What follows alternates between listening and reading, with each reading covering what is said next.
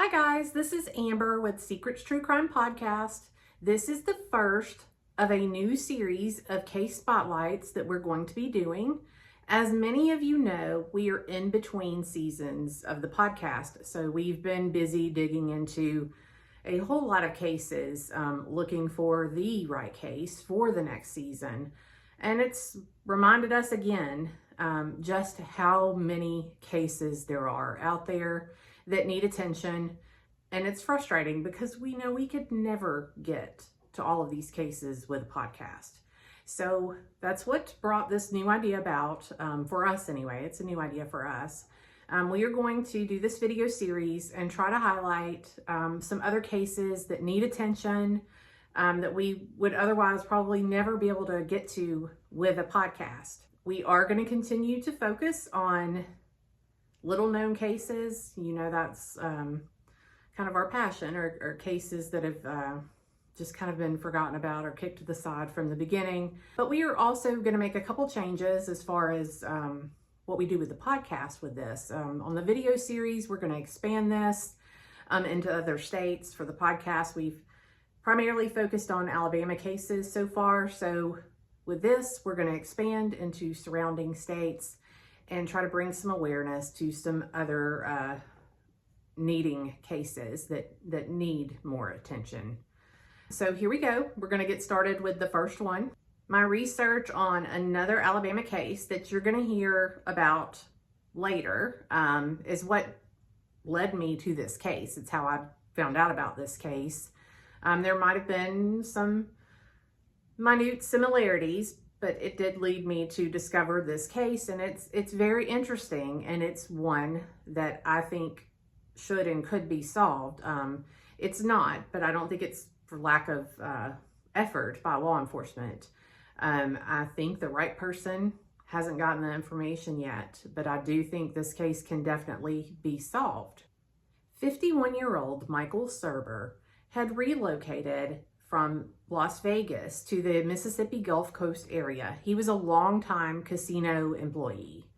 He was known as Biloxi Mike by many locals. He loved to play golf, and he was a nationally ranked pool player. He was a regular at Skeeter's Billiards in the nearby town of Gulfport. Mike was well-liked, loved.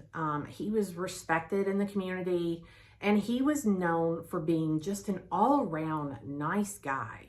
On November 10th, 2009, Mike was back at Skeeter's, and he was playing pool. In the early afternoon, another man entered the bar, but he was not a regular at Skeeter's. Skeeter's had a surveillance system, and a lot of the details that you're gonna hear, they were caught on camera, and so you're also gonna be able to see a lot of what I'm describing.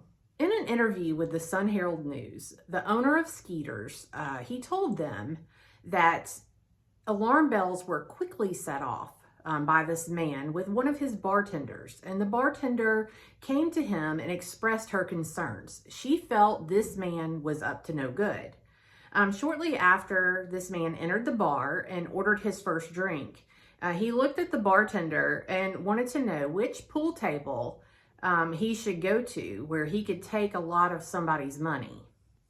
By the time the bartender approached the owner, this man was already on his second beer, and he had not paid for either beer, and he had not given a credit card, to open up a tab.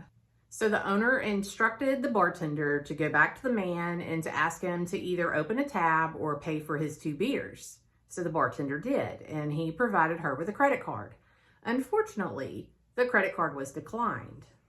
So at that point, the owner went over to this man and he said, "Hey man, your credit card's no good." And the man immediately got aggressive. He grabbed the owner of the bar and kind of pulled him towards him, is what the owner described. And the owner told him, "Don't touch me again." And he told him that he either had to provide another credit card or he had to pay cash for his beer. So the man did. He provided another credit card, and they ran it, and it was no good too. So he goes back to the man, and he becomes very loud. He's speaking very loudly. He's angry. He's irate is the way he actually described him. And he finally hands over a $10 bill to pay his $6 bar tab. So the bill was paid, but the man did note that even though he stayed for quite some time afterwards, he never ordered another drink the whole time he was there. So after all of this occurred, the newcomer, he walks over to the pool tables and he goes up to the pool table where Mike Surber is playing pool with friends, and he begins to chat with them. The owner said that, not long after that he actually went to Mike and warned him about the guy and told him to be very, very wary of him. And he said Mike kind of brushed him off and, said, look, man, he's just down on his luck. He's all right. He seemed to have some empathy for what he thought the guy was going through, and he wasn't concerned. So while they were playing pool, this man identified himself to the group as Jericho Cooper. He claimed that he owned a recording studio in Atlanta, and he was specific. He actually gave the name of a real recording studio in Atlanta. And he said that he was about to open a second recording studio somewhere in South Mississippi. He also bragged to them about having lots of money and about how he owned this huge house in the nearby city of Long Beach, Mississippi. So one of the other men that was involved in that pool game that afternoon, he said that the man also confided in them that he had spent 8 years in prison, but he never said what he went to prison for. The man described him as being dressed nicely, he was clean shaven, and he was very well spoken. Other than the owner and the bartender, none of the other patrons seemed to report having any concerns about this man. So eventually, sometime after they'd been playing pool for quite a while, this man who called himself Jericho, he told the group that he wanted to see some of the nicer casinos in that Gulf Coast area of Mississippi. And Mike Surber agreed to take him and show him. So they left the bar in Mike's vehicle around 3:30 p.m. that afternoon. So investigators later discovered that Mike actually took this guy to see a friend of his. He took him to his office because his friend was an attorney, and the attorney wasn't in the office, but one of the other employees reported that they came in and that Mike said the man needed legal advice about opening up a new recording studio in Mississippi. They left within just a few minutes, and the employee was able to provide a time and said that they were there around 4:30 p.m. So next, Mike and Jericho drove to another friend of Mike's home in Ocean Springs, Mississippi. It's the same city where Mike lived.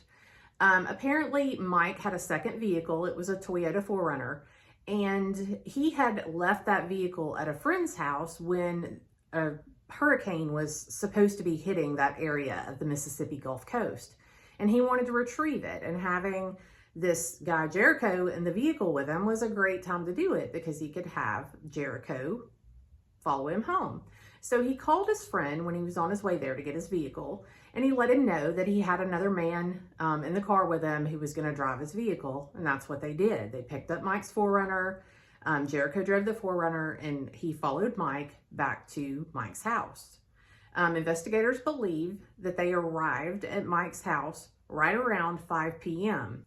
Investigators have said that Jericho stabbed Mike in the back within seconds of walking through Mike's front door. The investigators believe that Jericho knew exactly what he was doing. Mike Surber was known for carrying a lot of cash, and that day was no exception. The cash has never been found. The information released by investigators would suggest that this suspect is manipulative, that he's a con man, and that he's a cold-blooded killer. He walked into the bar looking to take somebody for a bunch of money. He identified his target, a man that was well known for carrying large amounts of cash on him. And then he came up with a great reason to lure him out of the bar. He didn't hesitate to kill him within seconds of arriving at a private location. So by 6 p.m., one of Mike's vehicles was back in the parking lot of Skeeter's. Investigators stated that they believe his vehicle was brought back to Skeeter's and left there in the parking lot as a way to intentionally divert attention from Mike's home, because that's where Mike was lying dead. One of Mike's friends told reporters that he was concerned for Mike. Mike had left with this stranger, essentially. Even though he was worried, he still never imagined, anything like Mike had been murdered. But he was concerned enough that he did start calling him later the same afternoon, and I think his calls continued into the next day. Unfortunately, he reported that every call he made, he received a busy signal, and of course, he was never able to reach Mike again. 2 days later, Mike was expected back at Skeeter's. He was supposed to be there to play pool with friends again. When he didn't show up, his friends knew something was wrong because Mike was a really dependable guy. That's when they found Mike's vehicle in the parking lot. And not only did they find his vehicle, the vehicle was unlocked, which was completely not like Mike. The keys were in the ignition. Mike's wallet was in the vehicle. His credit cards were in the vehicle, and even his identification card was still in the vehicle. The only thing that they noted that was missing was all the cash that Mike carried. That's when they knew for sure that something was wrong. So they tried to locate him through other means, and they were unsuccessful. And when they didn't find him, they loaded up and they drove to Mike's house. When they arrived at his house, they looked through a window, and that's when they saw Mike lying dead on the floor just inside his home. So Mike's friends immediately told law enforcement about the events at the bar the last time they saw Mike. And they told him all about this man, Jericho Cooper, who owned the recording studio. So law enforcement started trying to track him down immediately. They called the Atlanta recording studio. Nobody at the recording studio had ever heard of a man named Jericho Cooper. It definitely wasn't owned by Jericho Cooper. So by this time, they also had a physical description of Jericho, and they gave the description to this recording studio. And nobody there reported knowing anybody that even resembled the description of Jericho Cooper. But a few days later, Jericho was reported to be seen at a bar and grill in Ridgeland, Mississippi. It's about 175 miles away from Ocean Springs. This time, Jericho was in the company of an unknown female, and yet again, he ran out on a $100 bar tab, and that's how he came to the attention of law enforcement. Through their investigation, the police also learned that he had been seen in a club with an unknown woman the week before Mike's murder in Villa Rica, Georgia, which is about 30 miles west of Atlanta. Investigators located the real Jericho Cooper, and they found that he had been at that same club in Villa Rica at the same time that the fake Jericho had been there, and that's when his identity was stolen. And not only that, imagine this. Fake Jericho ran out on that bar tab too. So investigators have been able to determine that the last person that was seen with Mike Surber, who saw Mike Surber before his death, was the fake Jericho that is seen in the surveillance video. And he is wanted for questioning for capital murder. So while they don't have his name, they have some pretty dang good images and video of this guy, especially considering it was taken from surveillance video in 2009. They have also identified some other information that should be very helpful in locating this guy. They believe that he likely traveled I-20 very frequently. He's a white male who would now be estimated to be in his late 50s to 60s. Height-wise, he'd be between 5'8" and 6 foot tall. At the time of Mike's murder, he had brown hair that he wore pulled back in a ponytail. And his weight was estimated to be between 175 and 185 pounds. But both of those are characteristics that could definitely change over the years. He had a receding hairline. Law enforcement has stated that he is regularly known to walk out without paying his bar tabs, and he does frequent bars, or at least he did during that time. This guy should be considered armed and dangerous. Based on his behavior in Mike's case, he is bold.